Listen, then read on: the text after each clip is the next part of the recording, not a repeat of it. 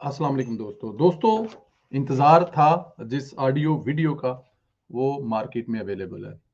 जब ये audio release हुई तो मैं सोच रहा था कि नवाज़ शरीफ साहब कितने सच्चे इंसान हैं। खुदा पर यकीन कितना पक्का है नवाज़ शरीफ साहब का। जब अदालत में उनको सज़ा सुनाई जा रही थी तो वो फरमाते हैं कि यकीन था मुझे सज़ा यही होगी, सिर्फ़ देखने आया हूँ कि सुनाने वाला का चेहरा कैसा है, कैसा दिखता है और वो कैसे सुनाता है। फिर साथ में ये भी फरमाया कि मैं अपना फैसला खुदा की ज़ात पर छोड़ता हूँ।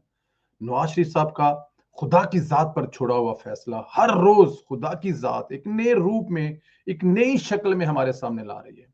कभी वो जस्टिस शौकत अजीज सिद्दीकी की सूरत में हमारे सामने लाते हैं, जो कि एक भरी महफिल में लाइव प्रोग्राम में बताते हैं कि कैसे कहा गया कि आपने कुछ नहीं करना, नवाज शरीफ और उसकी बेटी को नहीं छोड़ना, इलेक्शन से पहले हमारी 2 साल की मेहनत जाया हो जाएगी।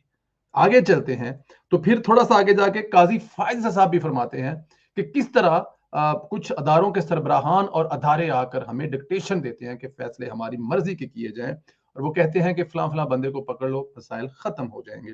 वो ऑडियो मैंने आपको सुनानी है जो साकब नसार साहब की है।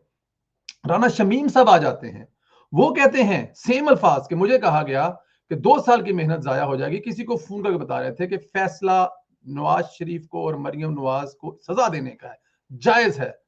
एक कनाडा से सहाफी राना सुहेल साहब भी कहते हैं कि मुझसे भी कुछ इसी किस्म की बात की गई थी कि लचक नहीं दिखाई नवाज साहब ने। आपको वो मैं ऑडियो सुना दूं और उसके बाद फिर आगे चलते हैं, इस पे बात करते हैं। ये ऑडियो सुने साकब नसार साहब क्या ऑर्डर दे रहे हैं। अनफॉर्चुनेटली हमारे पास जजमेंट्स इदारे गए थे, इसमें मियां साहब को सजा देनी है।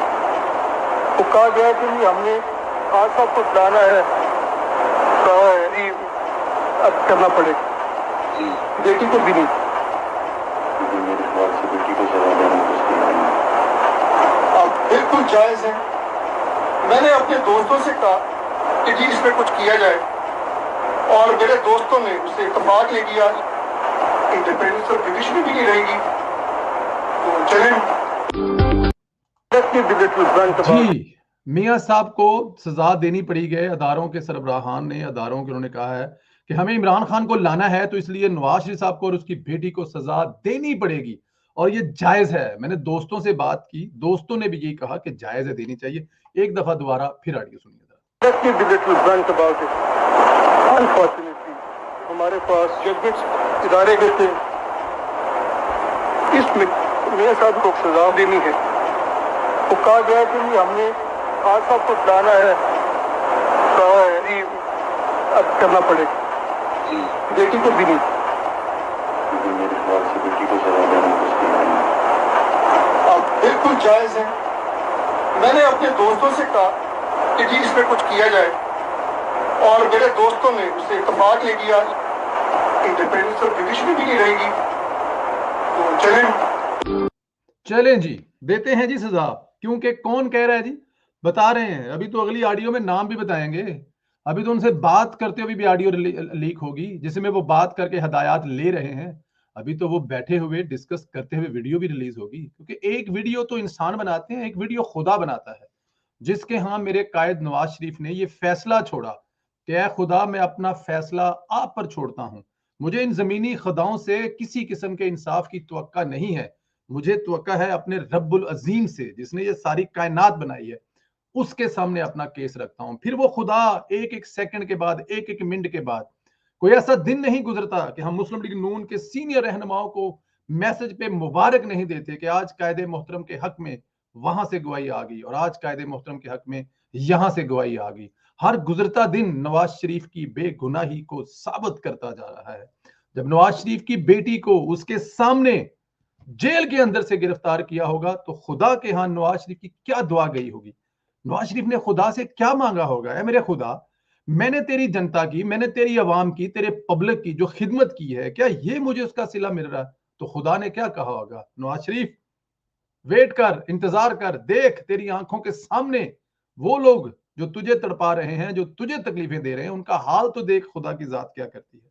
खुदा की जात अपने नेक बंदों के साथ ऐसा होता तो नहीं देख सकती ना।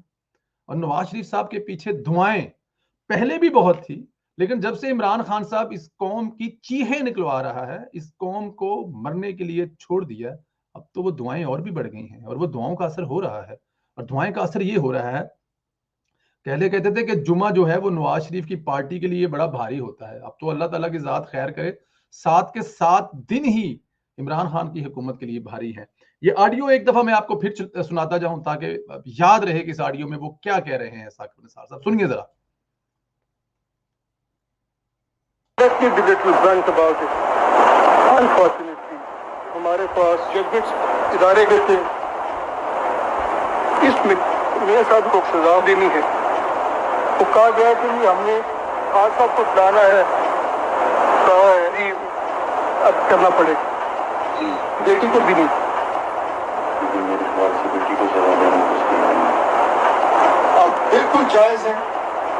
मैंने अपने दोस्तों से कहा कि जी इसमें कुछ किया जाए, और मेरे दोस्तों ने उससे इत्तेफाक ले लिया। इंडिपेंडेंस और जुडिशरी भी नहीं रहेगी, तो चलें जी, चलें जी।